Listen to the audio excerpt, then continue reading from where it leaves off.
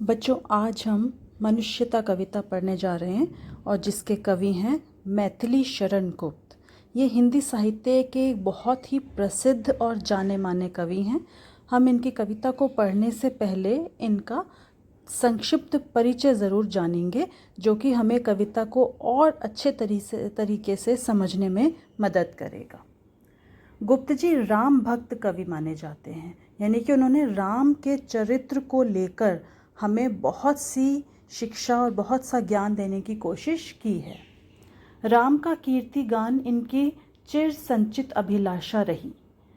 इन्होंने भारतीय जीवन को समग्रता में समझने और प्रस्तुत करने का भी प्रयास किया है, यानी कि इन्होंने भारत में रहते हुए और भारत के जो आदर्श महापुरुष श्री राम माने जाते हैं उनके चरित्र को लेकर हमें जीवन को समझने में सहायता करने का प्रयत्न किया है और अपना दृष्टिकोण हमारे समक्ष अपनी विभिन्न कविताओं में रखा है।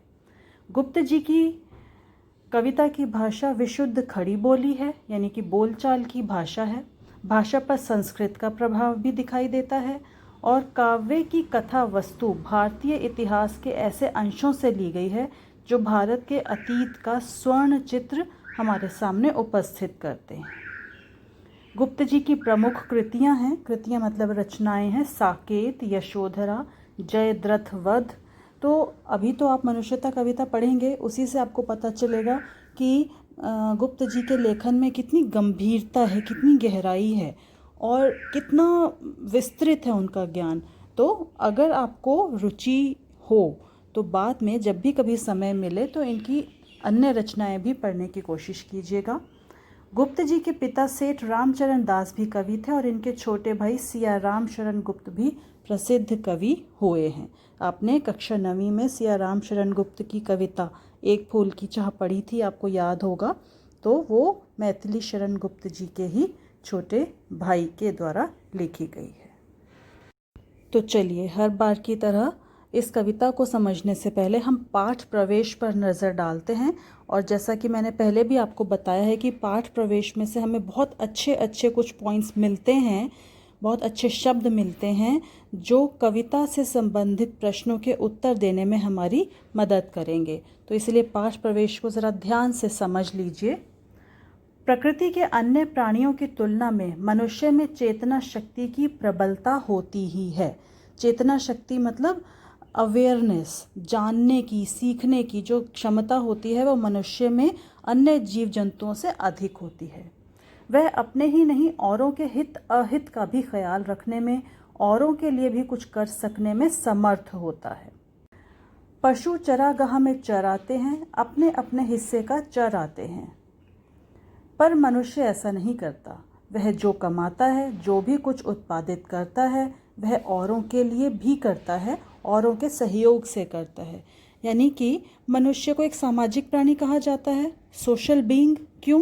क्योंकि वो समाज में ही रह सकता है। समाज से कटकर अलग थलग उसका जीवन संभव ही नहीं है। क्यों संभव नहीं है? क्योंकि हम अपने हर दिन में हर पल में जितनी अनगिनत वस्तुओं का इस्तेमाल करते हैं जिनसे हमारा जीवन चलता है, वो हम अकेले उत्पादित नहीं कर सकते।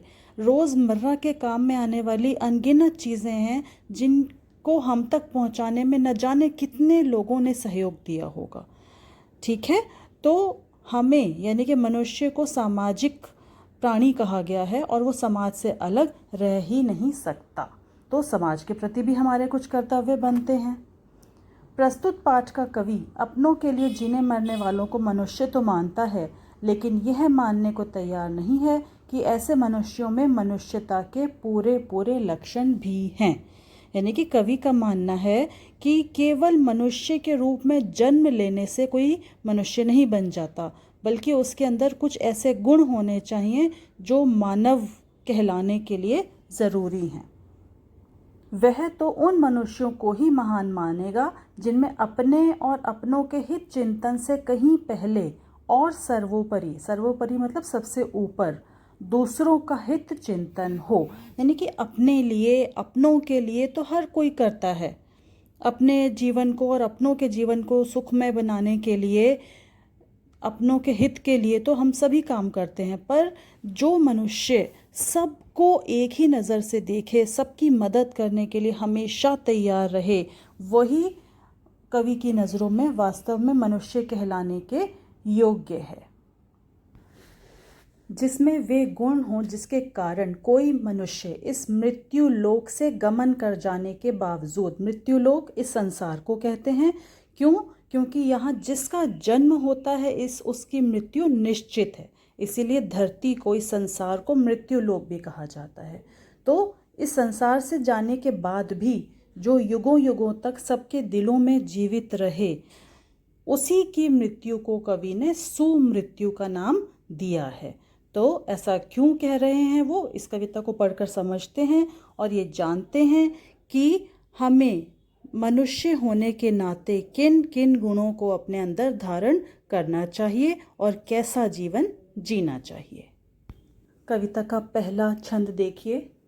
विचार लो कि मरते हो न मृत्यु से डरो कभी, मरो परंतु यूं मरो कि याद जो करें सभी। हुई न यूं सुमृत्यु तो वृथा मरे वृथा जिए, मरा नहीं वही कि जो जिया न आप के लिए। वही पशु प्रवृत्ति है कि आप ही चरे, वही मनुष्य है कि जो मनुष्य के लिए मरे। यहाँ पर कवि हमें यह विचार करने को, ये बात समझ लेने को, अपने दिमाग में बिठा लेने को कह रहे हैं कि यह जीवन मरणशील है। मृत्यु मतलब मरणशील है, इसका अंत निश्चित है और इसीलिए मृत्यु का भय अपने हृदय से निकाल दो, परंतु मृत्यु ऐसी प्राप्त करो कि हमेशा हमें सब याद रखें। हुई न यूं सुमृत्यु तो, और अगर हमने ऐसी सुमृत्यु मतलब महान मृत्यु प्राप्त न की तो हमारा मरना और जीना दोनों ही व्यर्थ हैं, बेकार हैं। और सुमृत्यु किसे प्राप्त होती है? महान मृत्यु। जिसका जीवन महान होगा उसी की मृत्यु ही भी महान होगी। यदि हमारा जीवन महान होगा तो मृत्यु अपने आप ही महान बन जाएगी। मरा नहीं वही कि जो जिया न आपके लिए, अर्थात कि वह कभी मरता नहीं है जो केवल अपने लिए नहीं जीता। इसको दूसरी तरह से कैसे कह सकते हैं कि जो दूसरों के लिए जीता है, परोपकार ही जिसके जीवन का उद्देश्य होता है, वह कभी मरता नहीं है, वह अमर हो जाता है। वही पशु प्रवृत्ति है कि आप ही चरें। पशु प्रवृत्ति मतलब पशुओं जैसा व्यवहार, कि आप चरना मतलब केवल अपना ही पेट भरने की चिंता करना, जीवन भर अपने लिए सुख साधन जुटाते रहने की कोशिश करना और उसी में जीवन व्यतीत करते करते एक दिन मृत्यु को प्राप्त हो जाना, यह तो पशुओं का स्वभाव होता है। जैसे पशु अपना पेट भरते हैं, खाते पीते और सो जाते हैं, अगर ऐसा ही जीवन हम भी व्यतीत कर रहे हैं तो हम में और पशुओं में कोई अंतर नहीं है। तो हमें तो पशु प्रवृत्ति से ऊपर उठना है, मनुष्य बनना है, और वही मनुष्य है कि जो मनुष्य के लिए मरे। और मनुष्य कौन है? जो मनुष्य मात्र, मानव मात्र की, हर जीव की सेवा करते हुए, मतलब दूसरों के हित के बारे में सोचते हुए और कार्य करते हुए जीवन व्यतीत करता है, मनुष्य कहलाने योग्य तो वही है। आगे देखिए। उसी उदार की कथा सरस्वती बखानती, उसी उदार से धरा कृतार्थ भाव मानती। उसी उदार को सदा सजीव कीर्ति पूजती, तथा उसी उदार को समस्त सृष्टि पूजती। अखंड आत्मभाव जो असीम विश्व में भरे, वही मनुष्य है कि जो मनुष्य के लिए मरे। इन पंक्तियों में कवि ने उदार व्यक्ति की पहचान बताई है। उदार का अर्थ क्या होता है? बड़े हृदय वाला, जिसका दिल सबके लिए खुला होता है, जो सबकी मदद करने के लिए हमेशा तैयार रहता है। तो उस व्यक्ति की पहचान बताई है, किस किस तरह से वो याद किया जाता है यह बताया है, और फिर मनुष्य कौन होता है इसको दोहराया है। तो पहली 4 पंक्तियों में ये बता रहे हैं कवि कि एक उदार व्यक्ति को किस किस तरह से याद किया जाता है। उसी उदार की कथा सरस्वती बखानती। सरस्वती मतलब पुस्तकें। पुस्तकों में उदार व्यक्ति का वर्णन मिलता है, उसी उदार से धरा कृतार्थ भाव मानती, धरा मतलब धरती, कृतार्थ मतलब उपकार मानती है। धरा भी उपकार मानती है, धन्य हो जाती है ऐसे उदार लोगों को जन्म देकर। उसी उदार को सदा सजीव कीर्ति कूजती, कीर्ति मतलब यशगान, यानी कि उदार लोगों का ही यशगान, उनकी प्रशंसा के गीत हर समय हर काल और युग में गूंजते हैं, गाए जाते हैं। तथा उसी उदार को समस्त सृष्टि पूजती, समस्त सृष्टि मतलब सारा संसार, पूरा विश्व।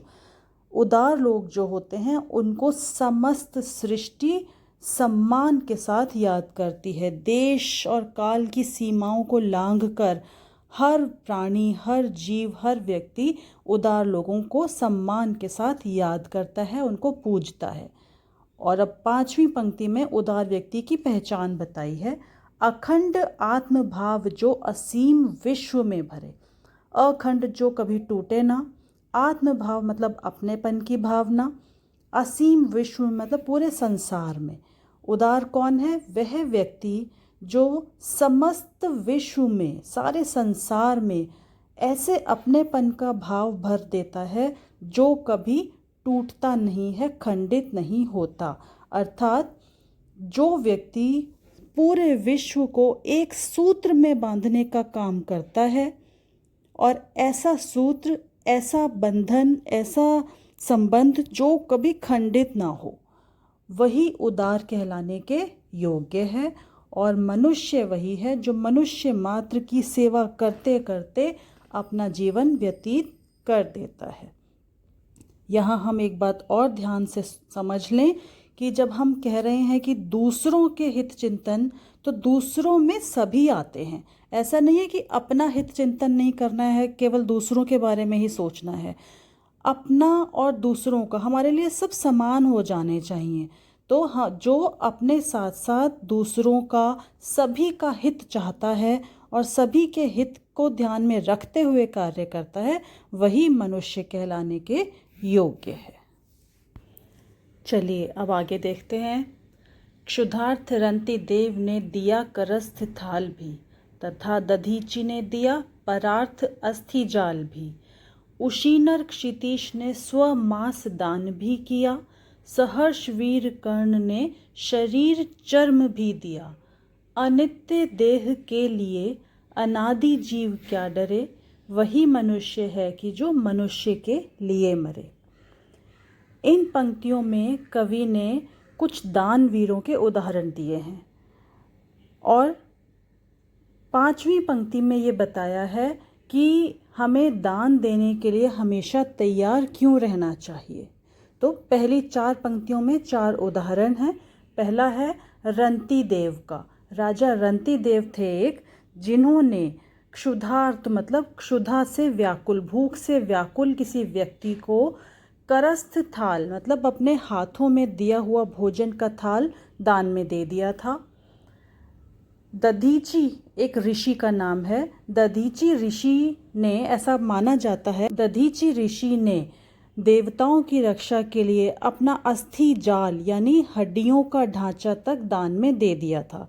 ऐसी एक कहानी है कि देवताओं और दानवों में युद्ध चल रहा था, और देवताओं की विजय हो इसके लिए ज़रूरी था कि ऐसे किसी महान पवित्र व्यक्ति द्वारा के हड्डियों से वज्र बनाया जाए, हथियार बनाया जाए, तो देवताओं की विजय हो पाएगी, देवता जीत पाएंगे। तो दधीचि ऋषि ने अपनी अस्थियों को दान कर दिया था, और उनसे जब वज्र बनाया गया तब देवता विजयी हुए। उशीनर क्षितीश ने स्वमास दान भी किया। उशीनर के एक राजा थे, उन्होंने एक पक्षी की जान बचाने के लिए अपने शरीर का मांस तक दान कर दिया था। स्वमास मतलब अपने शरीर का मांस। सहर्ष वीर कर्ण ने, सहर्ष मतलब खुशी खुशी, कर्ण ने अपने शरीर से जुड़ा हुआ सुरक्षा कवच तक दान कर दिया था।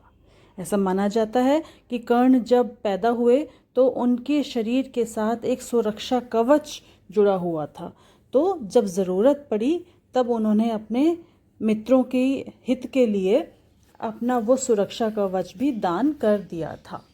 तो ये 4 उदाहरण हो गए दानवीरों के, राजा रंतिदेव, दधीचि ऋषि, उशीनर क्षितीश और कर्ण। अब ये 4 दानवीरों के उदाहरण जो कवि ने दिए हैं, फिर वो बता रहे हैं अनित्य देह के लिए अनादि जीव क्या डरे। जो हमारी देह है, शरीर है, वो अनित्य है, मतलब नश्वर है, वो तो हमेशा रहेगा नहीं। तो उसका हमें दान करने में संकोच नहीं करना चाहिए और उसका अच्छे से अच्छा इस्तेमाल करके अनादि जीव, यानी कि जीव मतलब हमारी आत्मा, अनादि मतलब जो कभी मरती नहीं है, हमेशा रहती है। अनादि जीव क्या डरे, उस अमर आत्मा को डरना नहीं चाहिए नश्वर शरीर का दान करने में। क्यों? क्योंकि मनुष्य तो वही है जो मनुष्य के काम आता हुआ ही अपना जीवन बिता दे और महान मृत्यु को प्राप्त करे। Next paragraph. सहानुभूति चाहिए वहाँ विभूति है यही, वशीकृता सदैव है बनी हुई स्वयं मही। विरुद्धवाद बुद्ध का दया प्रवाह में बहा, विनीत लोक वर्ग क्या न सामने झुका रहा। आहा वही उदार है परोपकार जो करे, वही मनुष्य है कि जो मनुष्य के लिए मरे। अब इस पैराग्राफ में कवि ने मही यानी धरती और बुद्ध यानी महात्मा बुद्ध, इन दोनों के उदाहरण दिए हैं और अपने अंदर दया और करुणा के गुण विकसित करने का हमें उपदेश दिया है। सहानुभूति चाहिए, सहानुभूति चाहिए का मतलब है कि सहानुभूति का गुण एक बहुत महान गुण है, वो हमारे अंदर होना चाहिए। यह एक महाविभूति है, महान गुण है। और इसी के कारण मतलब इसका सबसे अच्छा उदाहरण है धरती। वशीकृता सदैव है बनी हुई स्वयं मही, मही धरती को कहते हैं। तो धरती सहानुभूति का सबसे बड़ा उदाहरण है, क्योंकि वो इतनी विशाल, इतनी शक्तिशाली होते हुए भी स्वयं ही वशीकृता मतलब दूसरों के वश में हुई है। दूसरों की यानी कि हमारी ज़रूरतों को पूरा करने के लिए वो शांति से हमारे वश में हो जाती है और हमारी सभी ज़रूरतों को पूरा करती है, क्योंकि उसे हमसे सहानुभूति है। विरुद्धवाद बुद्ध का दया प्रवाह में बहा। महात्मा बुद्ध जिस समय में थे, उन्होंने दया और करुणा के संदेश दिए थे, तो प्रारंभ में उनका बहुत विरोध हुआ, उसे विरुद्धवाद कहा गया है। पर वो विरोध सारा उनकी दया के प्रवाह में बह गया। यानी कि महात्मा बुद्ध ने जब दया और करुणा के संदेश दिए तो उनका प्रभाव इतना अधिक था, या वो सही सिद्ध हुए और उस प्रवाह में सारा विरोध उनका बह गया, समाप्त हो गया। और विनीत लोक वर्ग, सारा सभ्य समाज उनके उन उपदेशों के समक्ष झुक गया। यानी सभी ने यह स्वीकार किया कि परोपकार या दया करुणा के भाव जो हैं वही आवश्यक हैं, वही मनुष्य को मनुष्य बनाते हैं। आहा वही उदार है परोपकार जो करे। तो ये सिद्ध हो गया कि उदार कहलाने योग्य वही है जो परोपकार करता है। परोपकार का मतलब है पर उपकार, पर मतलब दूसरों पर, उपकार करता है मतलब दूसरों के काम आता है, जो सभी के काम आए, सभी की रक्षा करे। और यहाँ ध्यान रखिए, सभी में हम खुद भी आते हैं। अपनी भी रक्षा करनी है, दूसरों की भी करनी है। अपने भी हित के बारे में सोचना है, सबके हित के बारे में सोचना है। वास्तविकता तो ये है कि सभी का हित एक दूसरे से जुड़ा होता है, एक के हित में सबका हित समाहित होता है। तो जो सबके बारे में सोचे वही मनुष्य है, और मनुष्य मात्र की सेवा करते हुए, जीव मात्र की सेवा करते हुए जीवन व्यतीत करना ही मनुष्य होने की पहचान है। आगे देखिए। रहो न भूल के कभी मदांध तुच्छ वित्त में, सनाथ जान आपको करो न गर्व चित्त में। अनाथ कौन है यहाँ, त्रिलोकनाथ साथ हैं, दयालु दीन बंधु के बड़े विशाल हाथ हैं। अतीव भाग्यहीन है अधीर भाव जो करे, वही मनुष्य है कि जो मनुष्य के लिए मरे। अब इन पंक्तियों में कवि हमें किसी भी तरह का गर्व न करने, घमंड न करने की सीख दे रहे हैं। तो क्या कह रहे हैं कवि? रहो न भूल के कभी भूल कर भी, मदांध मतलब मद में अंधा हो जाना, नशे में, किसी भी तरह के नशे में अंधा हो जाना। तो यहाँ कौन सा नशा? वित्त मतलब धन। तो इस पंक्ति का क्या आशय हुआ कि कभी भूल कर भी धन जैसी तुच्छ मतलब छोटी चीज़ के नशे में अंधा नहीं हो जाना चाहिए, यानी कि उसका घमंड भूल कर भी हमारे दिमाग पर चढ़ना नहीं चाहिए।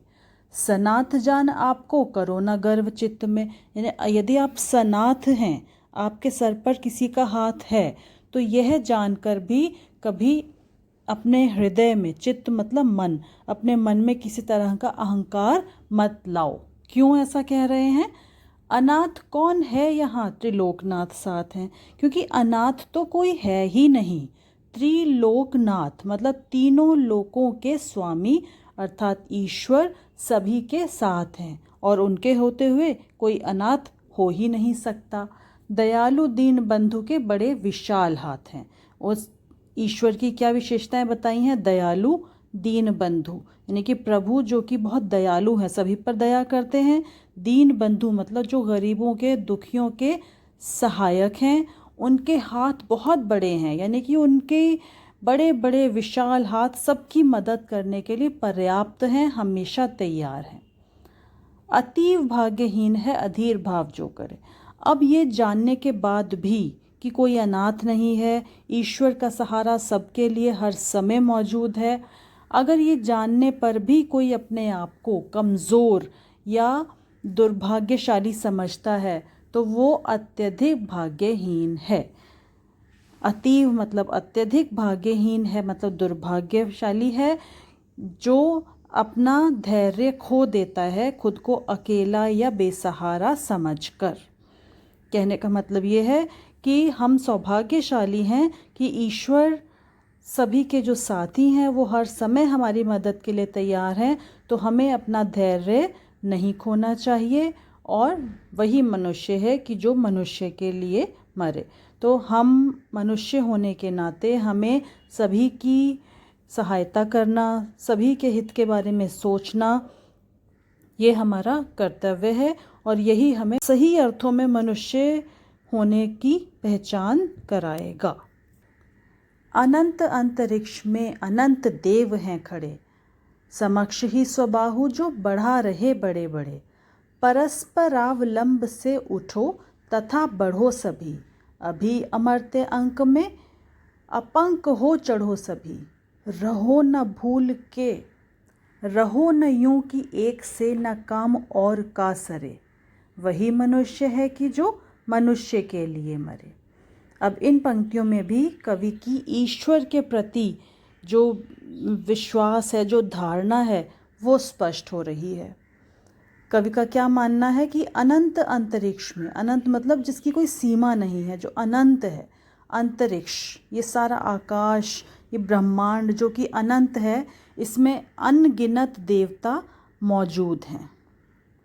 समक्ष मतलब हमारे सामने, स्वबाहु मतलब अपनी बाहें बढ़ा रहे हैं बड़ी बड़ी, मतलब ये जो अनंत अंतरिक्ष हमारे चारों ओर मौजूद है, इसमें कवि का ऐसा मानना है कि अनगिनत देवता हमारी मदद के लिए हर समय अपनी बड़ी बड़ी बाहें फैलाए खड़े हैं। इसको आप इस तरह से भी समझ सकते हैं कि इस अनंत अंतरिक्ष में जो हवा, पानी, जितने भी ताकतें, शक्तियाँ जिनको हम देव कहते हैं, अग्निदेव, वायुदेव, तो ये सारे यही देवता हैं, और ये सबके लिए समान रूप से हर समय मौजूद हैं। तो अब हमें करना क्या है? परस्पर अवलंब से उठो तथा बढ़ो सभी। परस्पर अवलंब मतलब एक दूसरे का सहारा बनो, उठो और आगे बढ़ो, यानी कि निराशा से बाहर आओ और एक दूसरे को सहारा देते हुए आगे बढ़ो। जब हम सहारा देंगे तो हमें खुद ब खुद सहारा मिल जाएगा। तो इसीलिए परस्पर अवलंब के साथ उठने और आगे बढ़ने को कहा जा रहा है।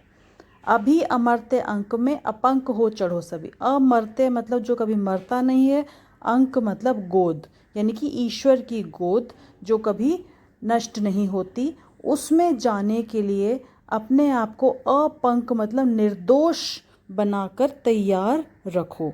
यानी कि हमें ईश्वर की गोद में समाने का अवसर कभी भी मिल सकता है, किसी भी समय हमें मृत्यु ईश्वर के पास ले जा सकती है। तो हमें हर समय अपने आप को निर्दोष निष्कलंक बनाकर रखना चाहिए। रहो न यूं कि एक से न काम और का सर, मतलब ऐसा जीवन मत जियो कि तुम्हारे किसी काम से किसी और का हित न हो, यानी कि जो भी करो उसमें सभी का हित समाहित हो, ऐसा जीवन जीते रहो। क्योंकि किसी भी पल यदि ईश्वर की गोद में जाने का अवसर आए तो हम अपंग होकर बिना किसी दोष, बिना किसी कलंक के, बिना किसी बुराई के ईश्वर के पास जाने के लिए हर समय तैयार रहें। और फिर वही लाइन दोबारा से बार बार आ रही है कि मनुष्य वही है जो मनुष्य मात्र के लिए अपना जीवन व्यतीत करता है और सभी के हित में जीते हुए एक महान मृत्यु को प्राप्त करता है। चलिए नेक्स्ट पैराग्राफ देखिए। मनुष्य मात्र बंधु है, यही बड़ा विवेक है। पुराण पुरुष स्वयंभू पिता प्रसिद्ध एक है। फलानुसार कर्म के अवश्य बाह्य भेद हैं, परंतु अंतरैक्य में प्रमाणभूत वेद हैं। अनर्थ है कि बंधु ही न बंधु की व्यथा हरे, वही मनुष्य है कि जो मनुष्य के लिए मरे। पहले शब्दों के अर्थ समझ लीजिए। मनुष्य मात्र बंधु है, मात्र मतलब केवल, बंधु साथी, यही बड़ा विवेक है। विवेक मतलब समझने की बात है। कवि कह रहे हैं कि एक मनुष्य दूसरे मनुष्य का केवल साथी ही हो सकता है और यह एक समझने की बात है। और ऐसा वो क्यों कह रहे हैं, नेक्स्ट लाइन देखिए। पुराण पुरुष स्वयंभू पिता प्रसिद्ध एक है, क्योंकि पुराणों में, ग्रंथों में जिस ईश्वर का वर्णन है, जिस पुराण पुरुष का वर्णन हमारे ग्रंथों में है, पुराणों में है, वो पिता एक ही है। यानी कि हम सभी उन्हीं की संतानें हैं। हम सबके पिता, परम पिता परमेश्वर एक ही हैं और एक ही परम पिता की संतानें होने के नाते हम सब एक दूसरे के भाई बंधु ही हो सकते हैं। किसी भी दृष्टि से हम एक दूसरे के शत्रु नहीं हो सकते। फलानुसार कर्म के अवश्य बाह्य भेद हैं। अब जब कवि कह रहे हैं कि हम सब एक दूसरे के साथी हैं, बंधु हैं, तो मन में ये विचार आ सकता है कि अगर हम सबके पिता एक ही हैं तो सबका जीवन अलग अलग क्यों है? कोई इतना सुखी, कोई इतना दुखी, कोई इतना गरीब, कोई अमीर, तो ये सब अंतर क्यों है अगर हम सबके पिता एक हैं? तो उसका उत्तर देते हुए कवि कह रहे हैं फल अनुसार कर्म के अवश्य बाह्य भेद हैं। यानी कि ये जो बाहर से भेद नज़र आ रहा है, बाह्य भेद मतलब बाहर से जो भेद नज़र आता है, अंतर नज़र आता है कि कोई सुखी, कोई दुखी, कोई धनी, कोई निर्धन, वो हमारे कर्मों के फल के अनुसार है। यानी जैसा हम अपने जीवन में कार्य करते हैं, कर्म करते हैं, वैसा ही हमें फल मिलता है और उसी के अनुसार हमें सुख या दुख भोगने को मिलते हैं, भोगने पड़ते हैं। परंतु अंतरैक्य में प्रमाणभूत वेद हैं। किंतु अंतरैक्य मतलब अंदर की एकता, यानी कि आत्मा जो मूल तत्व है हमारे अंदर, वो सबके अंदर एक ही है और इसका प्रमाण हमारे वेदों में मौजूद है। अब ये सब जानने के बाद, ये सब कवि ने बता दिया कि हम सब एक ही परमपिता की संतानें हैं। हमारे जो आपस में अंतर नज़र आता है वो सिर्फ बाहर से देखने पर है, अंदर से हम सब एक हैं। ये सब बताने के बाद वो कह रहे हैं कि अनर्थ है कि बंधु ही न बंधु की व्यथा हरे। अगर ये जानने के बाद भी कि हम सब एक ही परमपिता की संतानें हैं, हम फिर भी एक व्यक्ति दूसरे व्यक्ति के दुखों को दूर नहीं करता, तो यह बहुत ही बड़ा अनर्थ है। मतलब ये बहुत बुरी बात है, क्योंकि मनुष्य कहलाने योग्य तो वही है जो एक मनुष्य दूसरे की मदद करते करते जीवन व्यतीत करता है। अब सब कुछ समझाने के बाद कि एक मनुष्य होने के नाते हमारे क्या कर्तव्य हैं, क्या गुण हमारे अंदर होने चाहिए, अंतिम पद में कवि ये समझा रहे हैं कि अगर हमें ये सारी बातें समझ में आ गई हैं तो अब हमें कैसा जीवन व्यतीत करना चाहिए। तो ये ध्यान से देखिए। चलो अभीष्ट मार्ग में सहर्ष खेलते हुए, विपत्ति विघ्न जो पड़े उन्हें ढकेलते हुए। घटे न हेल मेल, हाँ बढ़े न भिन्नता कभी। अतर्क एक पंथ के, सतर्क पंथ हों सभी। तभी समर्थ भाव है कि तारता हुआ तरे। वही मनुष्य है कि जो मनुष्य के लिए मरे। अब इसको समझते हैं। अभीष्ट मार्ग मतलब अपनी इच्छा से चुना हुआ मार्ग। सहर्ष मतलब खुशी खुशी। तो कवि कह रहे हैं कि अब आपको सारी बातें समझ में आ गई, क्या सही है क्या गलत है, मनुष्य होने के नाते हमारे क्या कर्तव्य हैं, हमें क्या करना चाहिए क्या नहीं। तो अब आप अपनी इच्छा से एक उचित मार्ग का चुनाव कीजिए और उस पर खुशी खुशी आगे बढ़िए। विपत्ति विघ्न जो पड़े उन्हें ढकेलते हुए। तो कवि ये भी स्पष्ट कर रहे हैं कि आपने अपनी मर्जी से एक उचित मार्ग का चुनाव किया, पर इसका अर्थ ये नहीं है कि उसमें कोई विपत्तियां नहीं आएंगी, बाधाएं नहीं आएंगी। बाधाएं तब भी आ सकती हैं, मुश्किलें तब भी आ सकती हैं। तो क्या करना है, उन विपत्तियों को, विघ्न बाधाओं को ढकेलते हुए मतलब दूर करते हुए उनका सामना करना है, डटकर मुकाबला करना है और उनको अपनी हिम्मत से ढकेल देना है, पीछे कर देना है और आगे बढ़ते जाना है। और किस बात का ध्यान रखना है, घटे न हेल मेल, कि आपसी मेल जोल घटना नहीं चाहिए उस राह पर चलते हुए, और बढ़े न भिन्नता कभी। और आपस में अगर किसी तरह का मनमुटाव है, भिन्नताएं हैं विचारों की, तो वो बढ़नी नहीं चाहिए। तो क्या मतलब हुआ कि मेल जोल बढ़ना चाहिए और आपस की जो भिन्नताएं हैं वो कम होना चाहिए। अतर्क एक पंथ के, सतर्क पंथ हों सभी। अतर्क मतलब जिसमें कोई वाद विवाद, कोई बहस ना हो, एक ऐसे पंथ मतलब रास्ते के। सतर्क मतलब सावधान सचेत, पंथ राही हों सभी, यानी कि हम सब ने एक ऐसे रास्ते के राही बनना है जिसमें आपस में किसी तरह का कोई वाद विवाद या तर्क वितर्क ना हो। कहने का मतलब ये है कि एक मत होकर एक ही विचारों के साथ हमने जीवन में आगे बढ़ना है, क्योंकि तभी समर्थ भाव है कि तारता हुआ तरे। समर्थ भाव है मतलब सफलता, जीवन की सफलता इसी में है कि हम अपने साथ साथ दूसरों को तारते हुए, यानी दूसरों का उद्धार करते हुए आगे बढ़ें। तारने का मतलब होता है उद्धार करना, मुश्किलों से बाहर निकालना।